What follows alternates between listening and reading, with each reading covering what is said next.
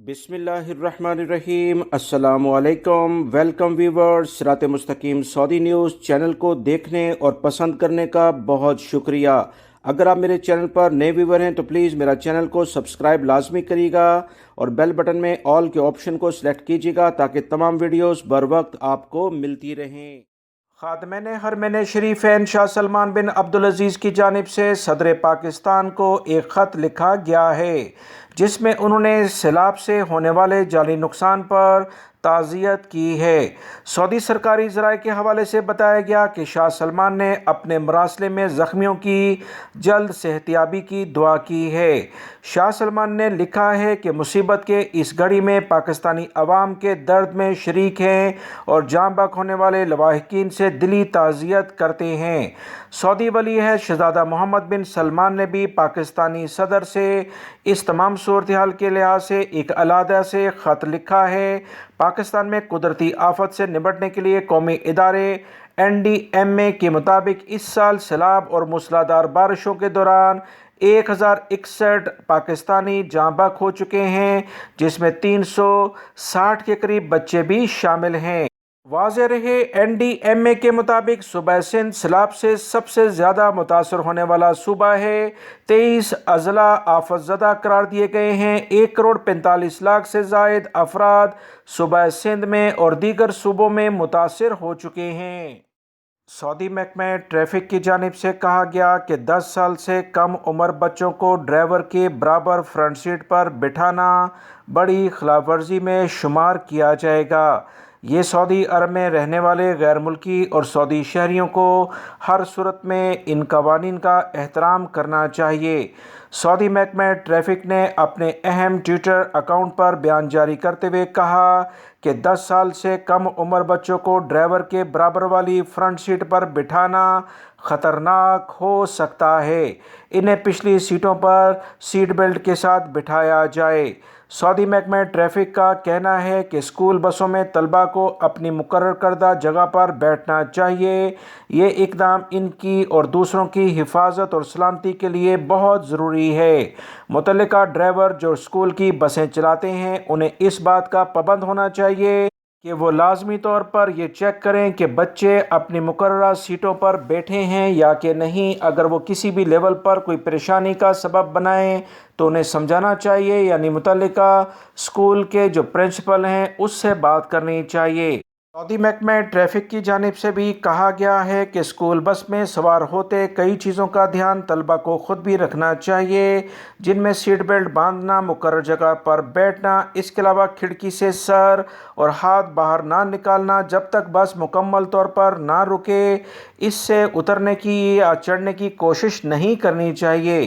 Saudi महकमा traffic की जानिब से तमाम वालिदैन को इस बात की पाबंदी के लिए कहा है कि फ्रंट सीट पर 10 साल से छोटी उम्र के बच्चों को ना बिठाएं। ये ख़तरनाक हो सकता है। कोई भी खुदा न खास्ता हादसा हुआ तो बड़ी मुश्किलात जानी और माली हो सकती हैं।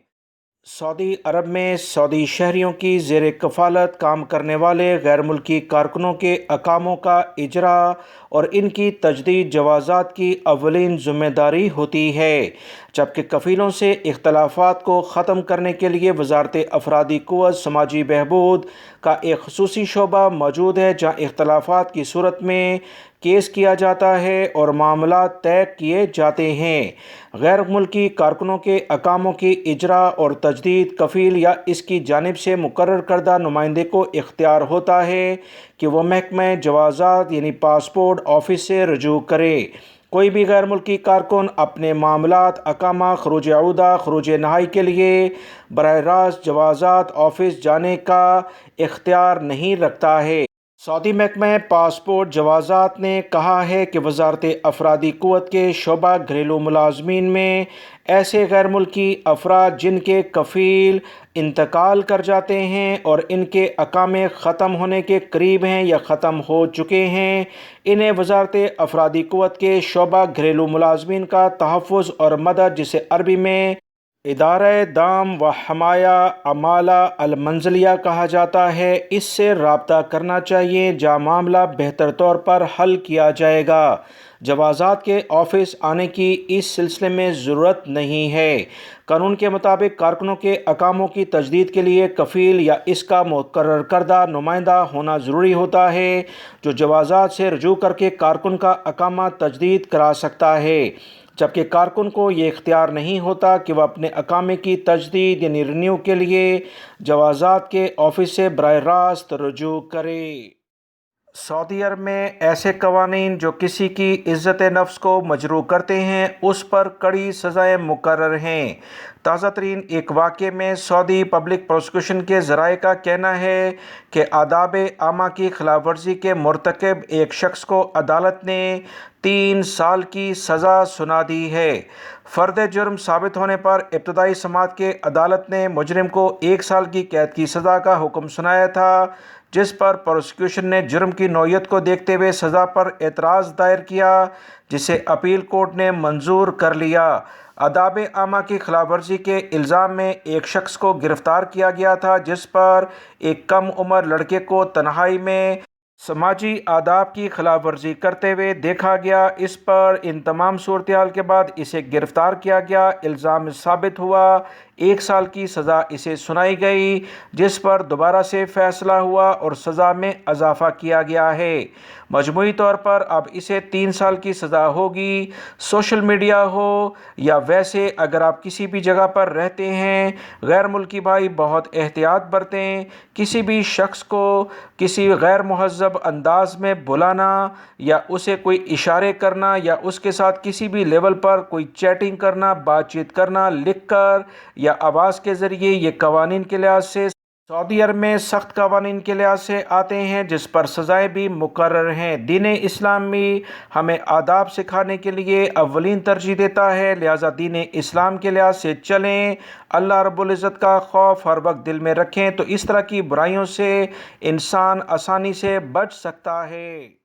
سعودی عرب میں الحمدللہ اس سال عمرے کے لحاظ سے بھرپور لیول پر عمرہ زائرین سعودی عرب پہنچنا شروع ہو چکے ہیں۔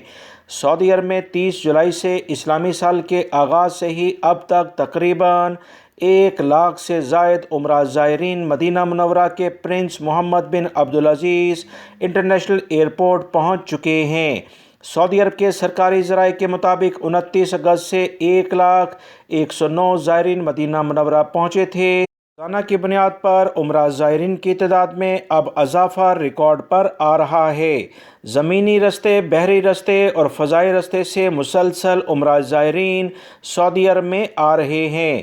انڈونیشیا میں عمرہ زائرین کی آنے والی تعداد سب سے زیادہ ہے، جو کہ 1,27,000 سے زائد ہے، جبکہ دوسرے نمبر پر پاکستان سے عمرہ زائرین 90,253 کے قریب آ چکے ہیں۔ انڈیا سے 54,000، عراق سے 36,000 اور دیگر ممالک سے بھی عمرہ زائرین مختلف ذرائع سے سعودی عرب میں آ رہے ہیں۔ سعودی حکومت کا تقریباً 1 کروڑ عمرہ زائرین کو اس سال عمرے کی سعادت فراہم کرنے کے لیے اقدامات کرنے کے بارے میں پہلے ہی اعلامیہ جاری ہو چکا ہے۔